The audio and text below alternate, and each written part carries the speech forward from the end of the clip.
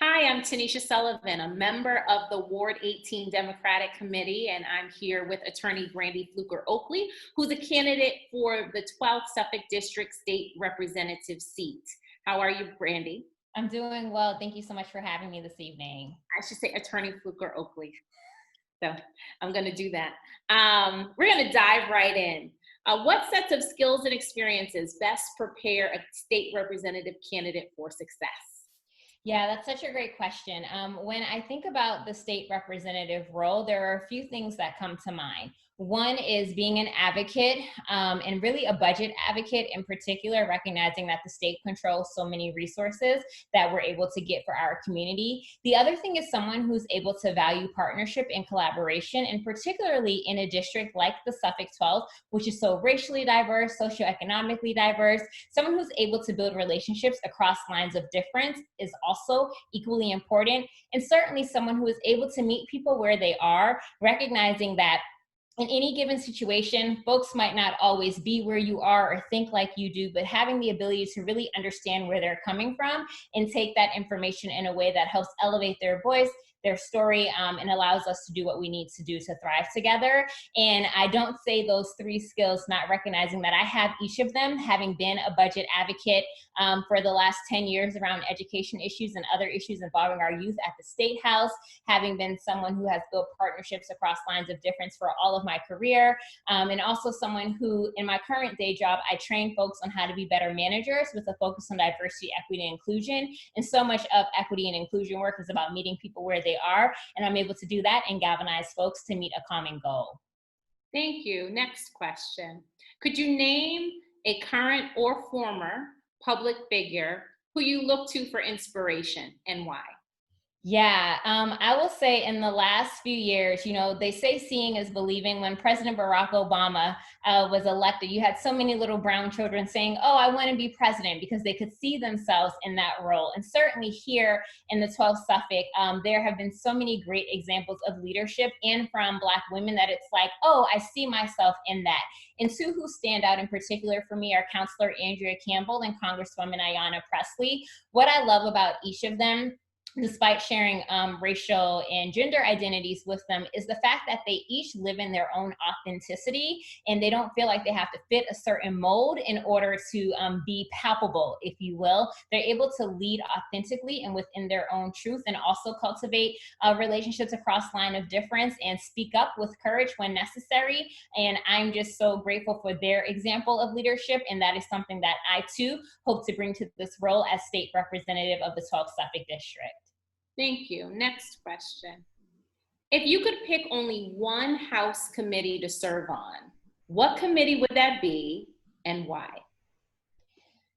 That is such a great question, particularly because when we think about how COVID-19 has truly eviscerated this community outside of East Boston, the top three zip codes have been 02124, 02126, and 02136 right here in the 12th Suffolk in terms of COVID exposure rates. And I know there's a desire to get us back on track.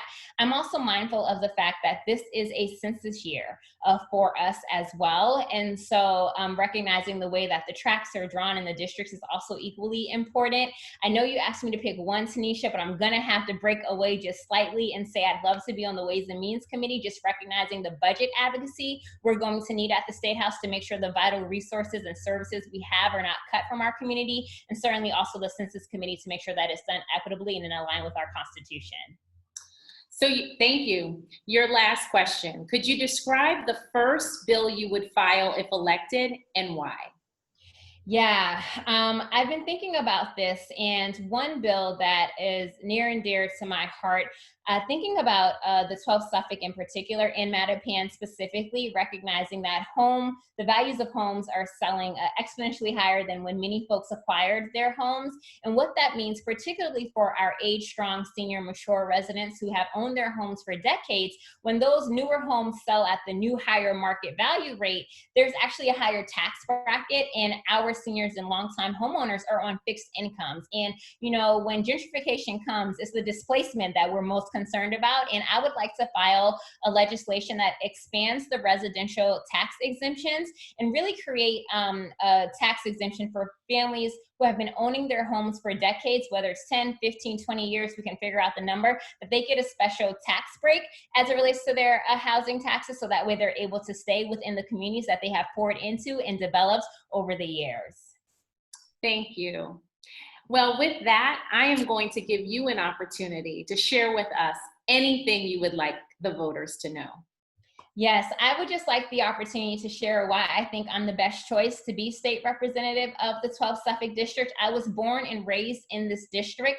I still live here to this day. I've worked in education as a public school teacher in Baltimore City. I also then attended law school because of the inequities I saw facing my students in the classroom at Emory University in Atlanta. And I'm grateful for the fact that I've lived other places and really been able to see what the best can look like in certain institutions. And I want to bring all my learning back home to the city that I call and love home. I've been back in Boston for over 10 years now. I did graduate from Boston Public Schools. And after Boston Latin School, I pretty much had a career trajectory that was focused on education and advocacy. When I was a public defender, I saw firsthand not only the racial disparities within our courtroom in terms of who was charged with which crimes and what their sentencing looked like, recognizing for a Black defendant and a white defendant with the same background, same MO, it was very, very different. I also saw that those who aren't served well by our public education system are served really well by our criminal justice system, which led me to my 10 years of advocacy at the State House around education issues, most recently securing over $10 million in funding for our mental health support staff for our students. I've seen time and time again the inequities and inequality that are plaguing our system. I understand the intersectionality of the issues and how we can't just talk about education without thinking about criminal justice reform. We can't talk about addressing transportation inequity without thinking about housing and its impacts. And I really want to bring that intersectionality lens to policymaking at the State House. When I see that people of color, and specifically Black families in Boston, have a median net worth of $8 compared to white Bostonians averaging $240,000. I've already mentioned how COVID-19 has eviscerated our community and only highlighted the inequities we already know too well. I recognize that there's exam school disparity. I look around and know that I have had incredible opportunities that I've worked hard for and have a support system. And when I look at my community, I see so many folks who have had the deck stacked up against them, and it seems like nothing can be done. I want to change that, and I have set out to run with that intention. Since I've been running, we've seen so much happen with COVID-19, George Floyd, Breonna Taylor, Ahmaud Arbery, and we see those inequities in our face every single day. It's critical that change happens now. I am a tenacious leader. I also lead with partnership and persistence to get results for my community. And I truly believe that if change does not happen now, when all of our systems have pretty much fallen flat, recognizing they weren't serving us in the first place, it will likely never happen. And I don't think we can let this opportunity pass us by. We need bold leadership, someone who's able to lead with authenticity and bring us together. And I am that leader to make sure we all thrive together here in the Suffolk 12. Thank you very much for your time, Attorney Flucker Oakley, and we wish you well. Thank you so much for having me. Have a good night. Good night.